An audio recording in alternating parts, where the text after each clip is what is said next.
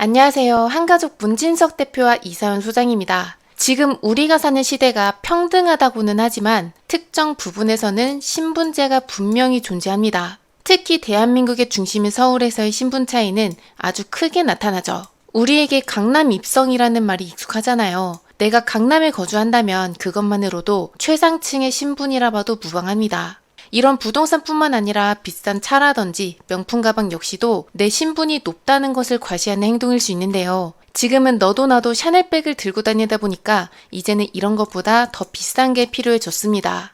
그래서 현 시대에서의 내 신분을 나타내는 것은 내가 어디에 사는지 또 어떤 아파트에 사는지가 되었습니다.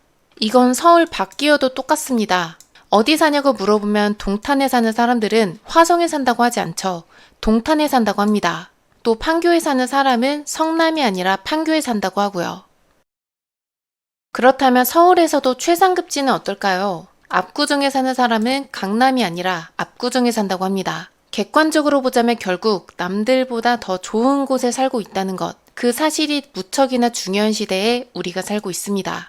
여기서 또 하나의 중요한 사실은요. 아파트에 국한되지 않고 앞으로 아파트가 될 재개발에서도 이 신분제가 똑같이 적용이 되고 있어요. 지금 보이는 이 재개발 이미지는 재개발 서열도, 즉 계급도입니다. 오늘 영상을 보시면 재개발 초보분들은 지역별로의 투자 가치를 쉽게 파악할 수 있고요. 또 잘 아시는 분들도 현재 진행 상황이라든지 각각 지역의 분위기, 최근 시세 등을 한눈에 알 수 있어서 유익합니다. 재개발의 계급 순위는 서울 중심의 한남 뉴타운부터 서울 끝에 있는 상계 뉴타운까지 나눠집니다. 어떤 것을 기준으로 이렇게 계급이 나뉜 걸까요? 결론부터 말씀을 드리자면 가장 큰 차이점은 입지입니다. 순위가 높은 곳일수록 서울의 중심부에 위치하고요. 낮은 곳일수록 외곽으로 멀어지고 있죠. 그럼 지금부터 본격적으로 최상급 계급부터 차근차근 살펴보겠습니다. 한남 뉴타운은 서울의 중심부인 용산구에 위치합니다. 용산구의 특징이라고 하면 한강을 크게 접하고 있고요. 강남과는 다르게 대부분의 지역이 노후주택가로 되어 있어요. 이 말인즉 앞으로 개발할 수 있는 땅이 많다는 거고 새로운 기술을 접목시킬 아파트와 업무지구가 이 용산구에 대거 들어선다는 것을 뜻합니다. 무엇보다 이 한남 뉴타운이 가진 강점은 자연입니다. 100만 평의 용산공원과 남산, 매봉산과 한강까지 자연환경에 그야말로 둘러싸여 있어요. 지금 우리나라의 인구는 5, 60대가 가장 많습니다만 앞으로 10년만 지나면 이렇게 60대부터 70대까지가 가장 많아지게 됩니다. 부자들도 나이를 먹어가는 만큼 10년 후에는 학군이나 업무지구보다도 녹지를 더 선호할 수밖에 없죠. 또 한남뉴타운 주변에 있는 나인원 한남과 한남더힐은요. 100평형이 250억 이상을 넘는 초고가의 시세를 보이고요. 2027년 준공 예정인 더 파크사이드 서울은 오피스텔 분양가의 평당가가 2억 5천 이상이고 또 아파트는 이것보다도 더 높게 책정이 될 예정입니다. 마지막으로 크라운 호텔 부지에 들어서는 주상복합도 초고가의 주거시설로 개발이 되죠. 특정 일대에 이러한 값비싼 주택들이 대거 몰린다면 그것은 곧 여유로운 자산가들이 모여 사는 동네가 될 것이라는 것을 의미합니다. 그리고 이것은 고스란히 한남뉴타운의 가격 변동에도 영향을 미치게 되고요. 그래서 아파트의 가격은 한남뉴타운이 강남을 뛰어넘을 거라고 예상하는 전문가들이 많고 저희 역시도 공감하는 부분입니다. 한남뉴타운의 재개발 진행 상황은요. 현재 1구역은 신속통합 기획으로 나머지 2구역부터 5구역은 뉴타운으로 진행 중이면서 전체 1만 2천 세대가 들어설 예정입니다. 이 중에서 가장 속도가 빠른 3구역은 현재 철거 중이고 2029년에 입주를 앞두고 있습니다. 그리고 용산공원과 한강을 전부 접하고 있는 5구역은 선호도가 가장 높은데요.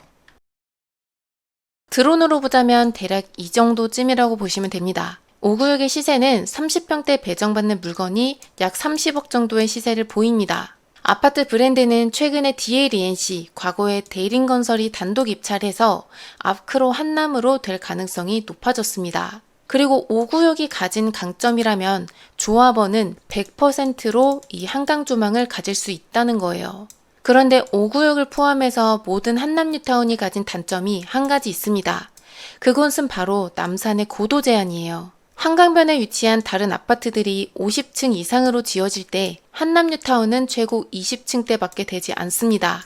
하지만 이러한 고도 제한에도 불구하고 다른 강점을 훨씬 많이 가진 한남뉴타운은 향후에 서울을 대표하는 부촌이 될 거라는 사실은 모두가 인정하는 바이죠. 그 다음으로는 한남과 어깨를 나란히 하고 있는 성수전략정비구역입니다. 성수의 이미지는 지금 부촌을 띠고 있는데요. 과거에는 중공업 지역에 자동차 정비업소와 공장이 질비해 있었던 굉장히 낙후됐던 지역이었어요. 얼마나 이미지가 안 좋았냐면 그 당시에 트리마제가 미분양이 될 정도였습니다. 그랬던 트리마제가 현재는 얼만지 아세요? 84제곱이 50억 정도 합니다. 원래 이 계급도에서 바닥에 있어야 되는 성수동이 어떻게 1인자를 차지할 수 있었던 걸까요? 성수동 이미지 탈피의 첫 시작은 2005년 서울숲 개발부터 시작했습니다. 그 이후로 2009년에는 중공업 지역의 용적률이 400%까지 풀어지면서 공장들이 점점 사라지고 새로운 고층 빌딩과 기업들이 들어서기 시작했어요. 거기에 더해서 서울숲의 주변에는 갤러리아 포레와 아크로 서울 포레스트, 트리마제까지 이러한 초고가의 아파트가 들어서면서 지금의 부촌 이미지를 완성시킨 거죠. 결과적으로 성수동은 서울숲과 한강이라는 자연환경과 함께 중공업 지역의 업무지구 그리고 최근 20, 30대가 가장 선호하는 상권을 골고루 갖춘 신흥 부촌이 되었습니다. 이러한 성수동에서 한강변을 독식하고 있는 곳이 바로 9,400세대로 개발이 되는 성수전략정비구역입니다. 이곳이 한남뉴타운과 다른 점이 있다면요. 성수전략정비구역은 전체 부지가 다 평지에다가 최대 250m까지 건축이 가능합니다.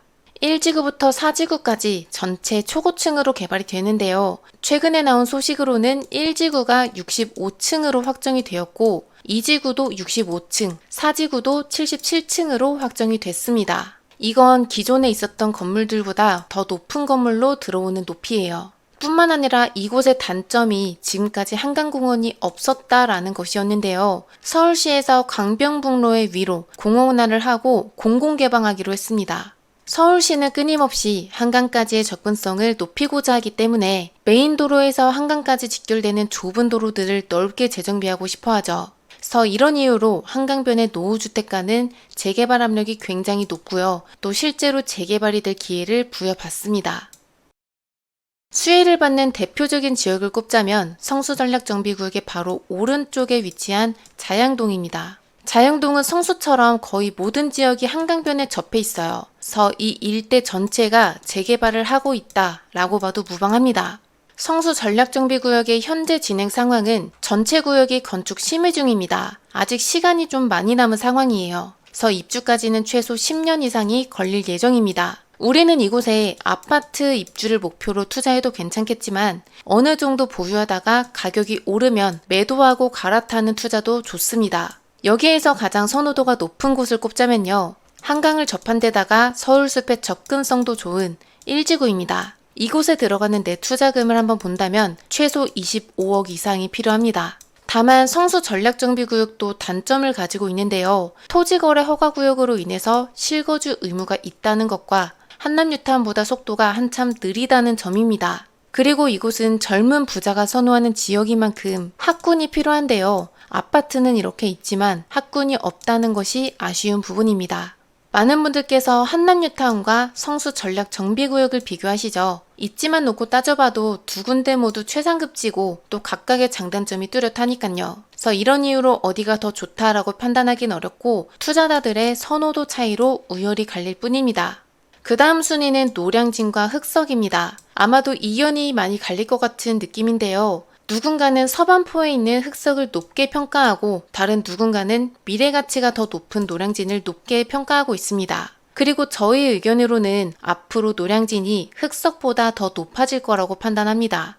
이유는 4가지 있는데요. 먼저 첫 번째로 재개발 구역의 확장입니다. 흑석의 경우에는 동쪽에 반포가 있기는 해도 현충원에 가로막혀서 사실상 동쪽이 단절이 되어 있습니다. 반면에 노량진을 한번 볼게요. 서쪽으로는 여의도와 영등포가 있고 북쪽으로는 용산, 동쪽으로는 흑석을 접하고 있어서 노량진의 확장성은 매우 우수합니다.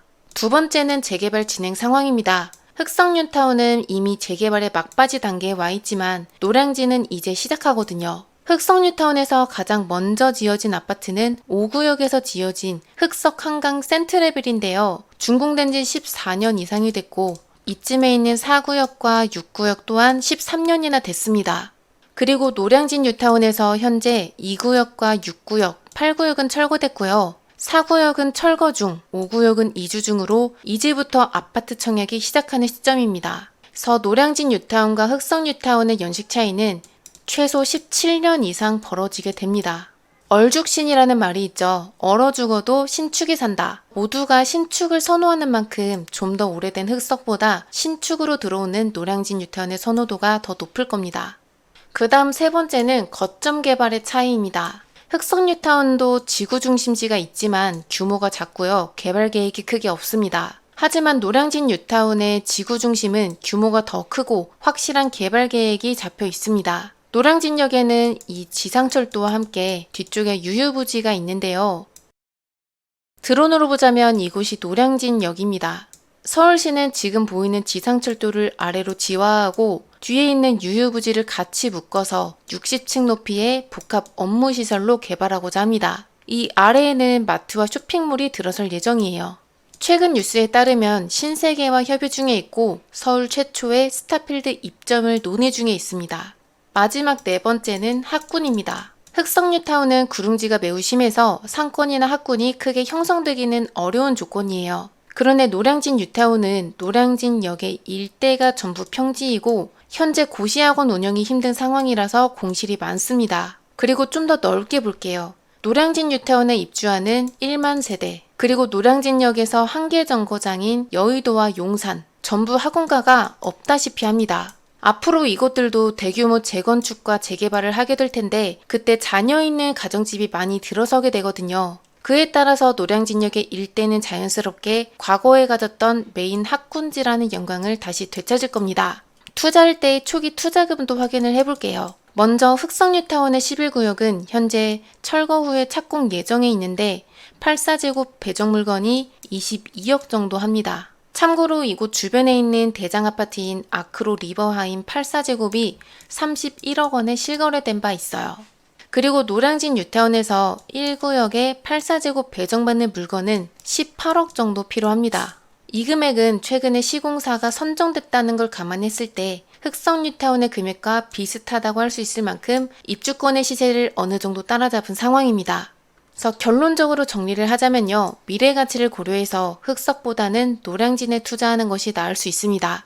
그 다음 계급으로는 부가현 뉴타운과 거여마천, 청량리입니다. 이제부터 언급하는 지역들은요. 한남과 성수처럼 부촌의 필수 조건인 한강이나 녹지 같은 자연환경이 없습니다. 그리고 또 한 가지, 이 계급부터 가장 중요해지는 포인트는 바로 사람이 살아가는 데에 원초적이라고 할 수 있는 돈을 벌 수 있는 지역인가? 라는 것입니다. 즉, 업무지구의 접근성이 가장 중요해지죠. 먼저 급지의 기준을 구에 둔다면 서대문구인 부가현 뉴타운보다는 송파구의 거여마천이 더 높습니다. 다만 실질적인 서울 업무지구의 접근성은 이 부가현 뉴타운이 압도적으로 높기 때문에 거여마천보다도 높게 평가가 되고 있는 겁니다. 각각의 지역 대장 아파트의 시세를 보더라도요. 부가현 뉴타운의 이편한 세상 신촌 84제곱이 18억이고 거여 마천 뉴타운의 송파 시그니처 롯데캐슬이 17억 정도니까 약 1억 정도의 차이를 보입니다. 그리고 청량리를 볼게요. 부가현과 거여 마천의 경우에는 어느 정도 완성이 된 입지에 주거지역이 자리를 잡았다면 청량리는 다소 입지가 떨어지기는 합니다. 하지만 청량리는 이곳들과는 다르게 서울시에서 대놓고 개발하는 지역입니다. 서울 2030 생활권 계획에도 나와 있지만요. 청량리는 용산과 잠실과 어깨를 나란히 하게 될 광역 중심지로서 급지가 빠르게 급상승할 계획입니다. 이 급상승의 기류는 특정 아파트로부터 본격적으로 시작됐는데요. 청량리역의 바로 옆에 있는 롯데캐슬 L65입니다. 이곳은 용적률을 1000%나 받아서 전체 65층의 초고층 아파트로 올라섰어요. 서울시는 이렇게 청량리가 가졌던 낙후된 이미지를 완전히 삭제하기 위해서 이곳에 엄청난 인센티브를 준 것입니다. 뿐만 아니라 청량리역에는 GTX B, C와 함께 전체 14개의 노선까지 확정이 되어 있고요. 2024년 7월에는 공간혁신구역 후보지로 선정까지 됐습니다. 이게 얼마나 큰 개발로 이루어지냐면요. 청량리역 일대에 큰 유휴부지를 용적률에 구애받지 않고 자유롭게 개발할 수 있는 겁니다. 말 그대로 청량리역은 용산국제업무지구와 같은 초고층 건물들이 잔뜩 들어선다는 거죠. 이렇게 개발을 많이 가지고 있는 롯데캐슬 L65는 이제 84제곱이 18억이나 하는 아파트로 탈바꿈했습니다. L65의 아파트 매매가만 본다면 이 청량리가 부가연 뉴타운과 비슷한 정도라고 볼 수 있는데요. 다만 L65가 아닌 주변 아파트들은 대부분 15억대 정도를 보이는 상황입니다. 이 일대의 평균적인 아파트 시세를 보자면 부가연과 거여 마천이 확실히 더 높은 수준을 보입니다. 그런데 청량리가 이제부터 본격적으로 개발을 시작한다면 지금의 부가연과 거여 마천을 뛰어넘을 수 있을까요? 당장은 어렵겠지만 시간이 지난다면 계급의 순서는 이렇게 바뀔 수 있습니다. 부가연과 청량리와 거여 마천 순으로요. 이것은 바로 서울시가 발표한 개발 계획을 토대로 한 예상입니다. 서울시는 이미 개발이 다 끝나버린 강남보다는 강북처럼 기반시설이 낙후된 지역을 더 개발하려고 하거든요.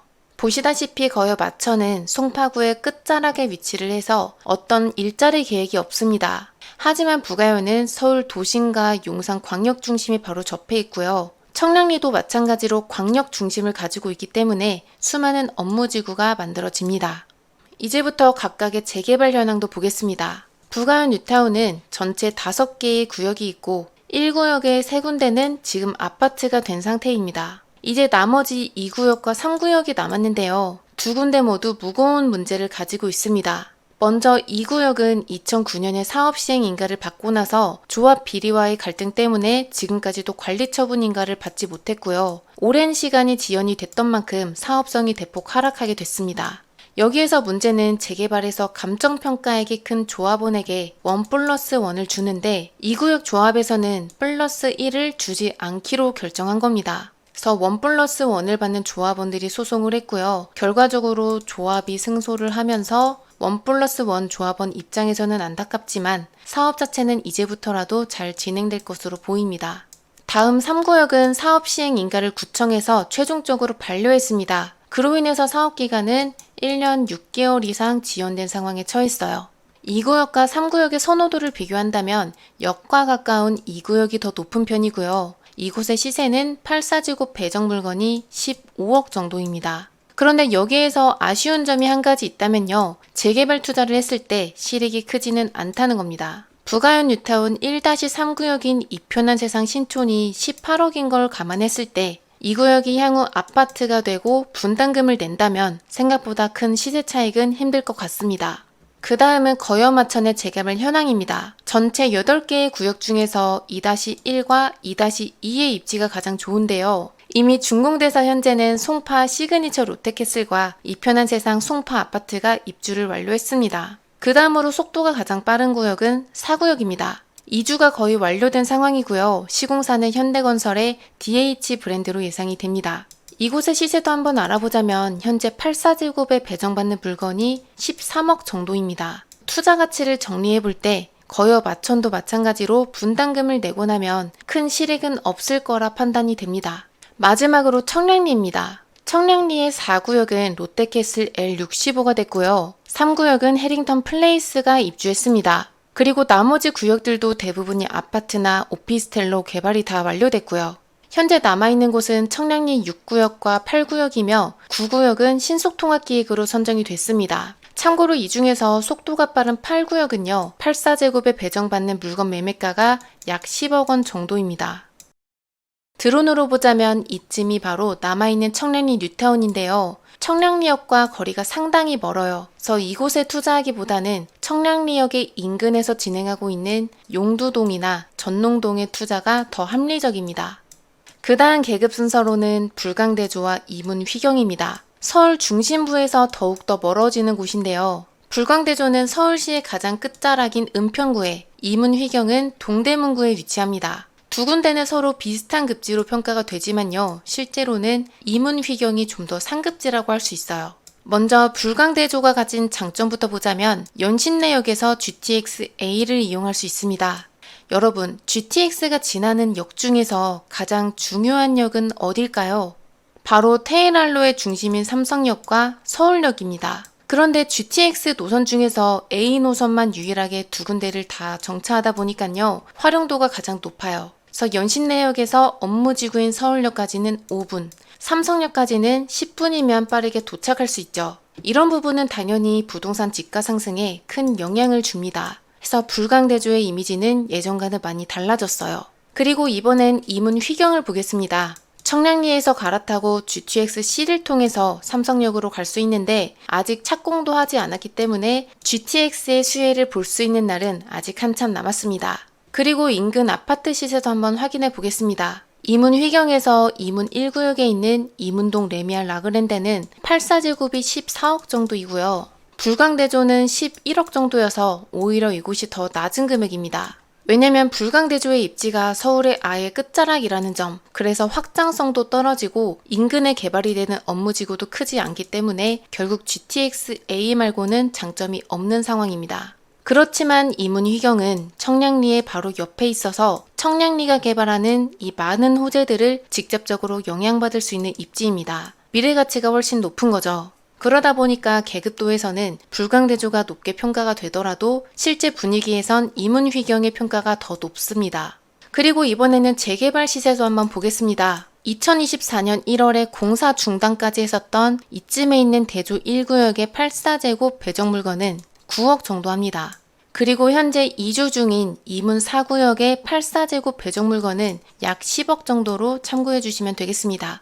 마지막 계급입니다. 신림과 상계예요. 신림이 상계보다 우위에 있는데요. 일단 이 두 개 지역은 옆에 접한 지역이 이제는 서울이 아니라 경기도로 바뀌었습니다. 그리고 이 두 군데의 가장 큰 차이점을 꼽자면 상계가 경기 북부에 접해 있고 신림은 경기 남부에 접해 있다는 거예요. 경기 북부의 경우 위로 가면 북한인 만큼 안정성을 이유로 기업이 많지 않습니다. 개발 또한 북부보다는 남부가 훨씬 더 많이 되어 있고요. 이로 인해서 서울 북부와 남부 간의 지가는 큰 차이를 보이고 또 각각을 대표하는 신림 뉴타운과 상계 뉴타운에도 급지 차이가 뚜렷해진 겁니다. 그리고 또 다른 한 가지 차이점은요. 서울 중심부까지의 접근성입니다. 상계에서 강남과 여의도에 가려면 1시간이나 걸리지만 신림에서는 강남까지 30분, 여의도는 20분이면 도착해서 절반 이상 시간을 아낄 수 있어요. 이렇다는 것은 즉 서울 대부분의 개발 계획의 영향을 신림이 더 많이 받을 수 있다는 거고요. 이에 따른 수혜는 시간이 지날수록 더욱더 벌어질 가능성이 높습니다.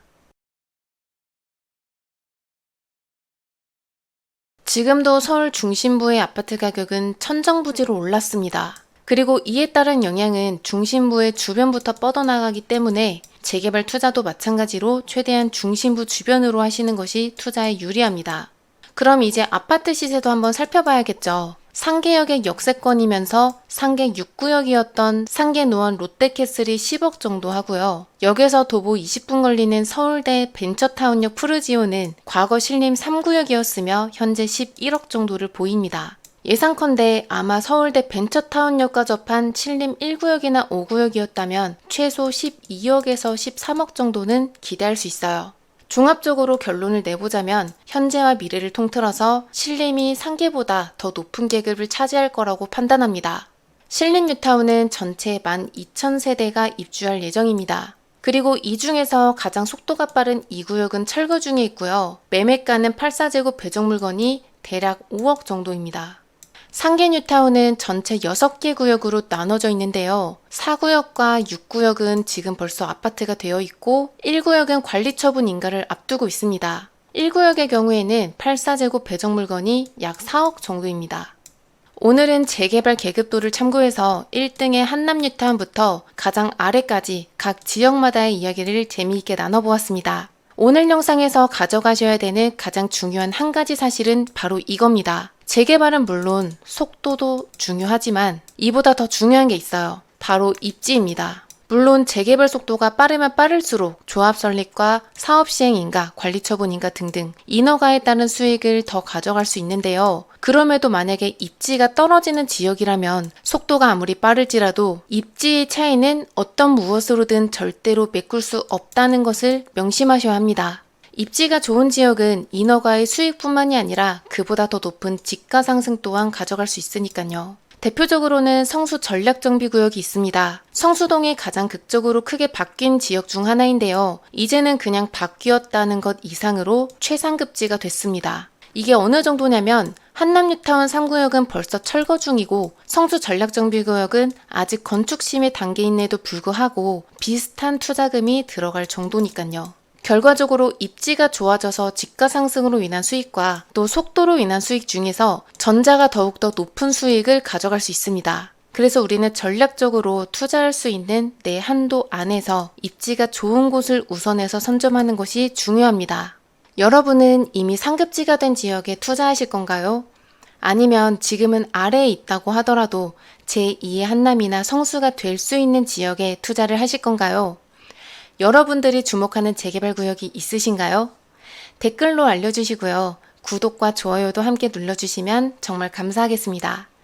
여기까지 한가족 문진석 대표와 이서연 소장이었습니다. 감사합니다.